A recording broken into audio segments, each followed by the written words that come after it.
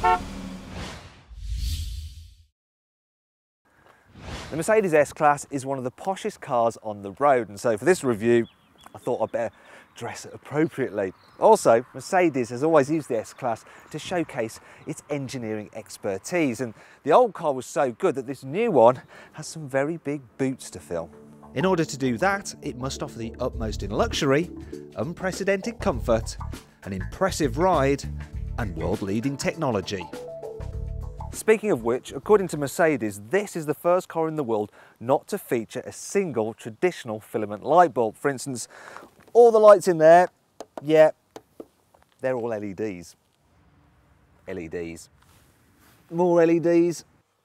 Ooh, some shiny LEDs. And some blue ones, look. Yeah, those are LEDs too. Despite being all new, this latest S-Class looks very similar to its predecessor, but that's no bad thing, as the shape is effortlessly classy.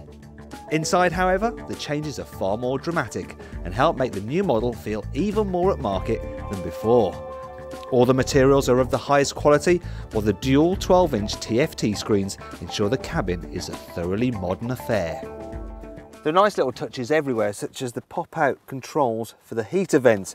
Also, you can get the car with a special perfume system to make the cabin smell even nicer, and there's a selection of different scents here. Look, we've got nightlife mood, sports mood, downtown mood, whatever that is. In fact, let's try it. Actually, I might keep these for a night out. And then there's other touches as well. I mean, the buttons, they're all bespoke to the S-Class. You won't find any of these in an E-Class or a C-Class. And then there are these new shortcut buttons for the infotainment system, which makes it a lot easier to use. I could go on for ages about the list of standard equipment, like the leather interior, digital radio, Bluetooth, command sat-nav, and online connectivity so you can turn the car into an internet hotspot. But what's really interesting is the options.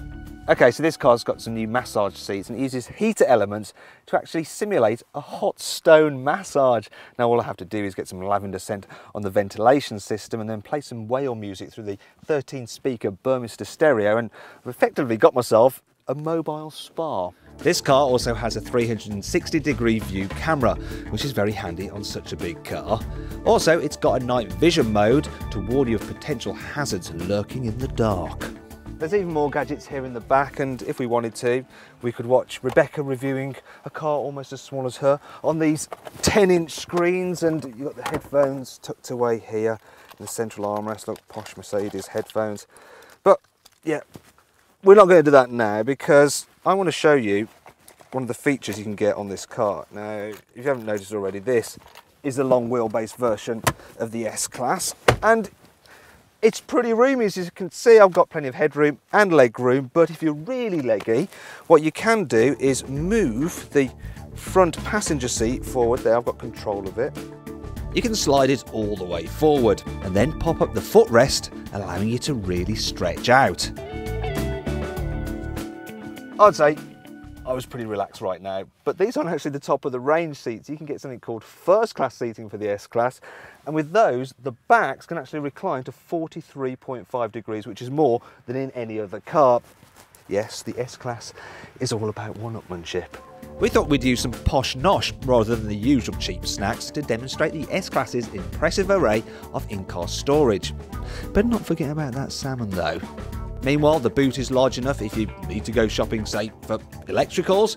Speaking of which, the tailgate is electrically operated. As for reliability, well, this car is too new for there to be any stats on it, but Mercedes did finish 5th overall out of all the major manufacturers in the 2013 Driver Power Owner Satisfaction Survey. And if you want to, you can rate your car at driverpower.co.uk by clicking here. The new Mercedes S-Class is an incredibly safe car. It has a wide range of systems which not only protect you in an accident, but help prevent one in the first place. For instance, you can upgrade the cruise control so that it will effectively crawl along and follow the car in front of you in a traffic jam, and you don't really have to do anything. It'll even brake it to a standstill if it needs to, yet it won't brake so fast that the car behind you smashes into the back of you. And then there's the lane keeping assist, so you can just be driving along the motorway and the car will effectively steer to keep you in your lane. Don't go thinking that that means that you can, you know, not drive the car for legal reasons. Even though it theoretically could drive itself, it's not allowed to. You do have to keep your hands on the steering wheel. So yeah, don't sack your chauffeur just yet. Either way, whether you are in the back or doing the driving yourself, the S-Class really is about as comfy as four-wheel transport gets. It's just so quiet inside that you waft along without a care in the world. It helps that the 7-speed automatic gearbox is just so smooth that you don't notice any of the changes actually taking place. And then there's the standard fit air suspension, which is just so supple that you effectively just glide up the road.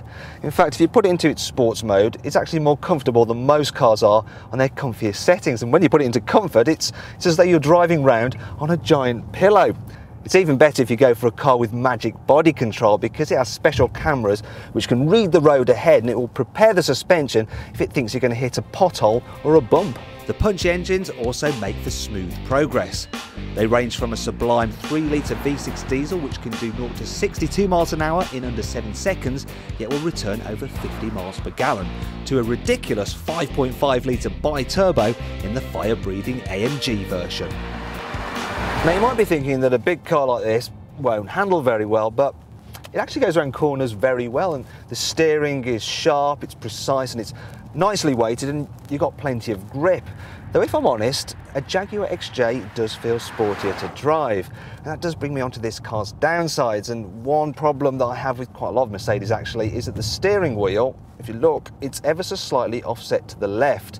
And really, that can make you feel a bit twisted behind the wheel, and it's not a problem that you have in an Audi A8. Another issue is that in the UK we won't get the all-wheel drive version of the S-Class.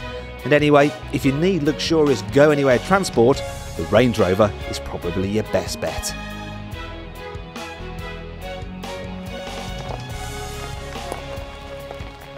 Finally, there's the price, because a BMW 7 Series is slightly less expensive, though not by much. And really, when it comes to luxury travel, we all know it's always worth paying that little bit extra to upgrade to first class. And do you know what?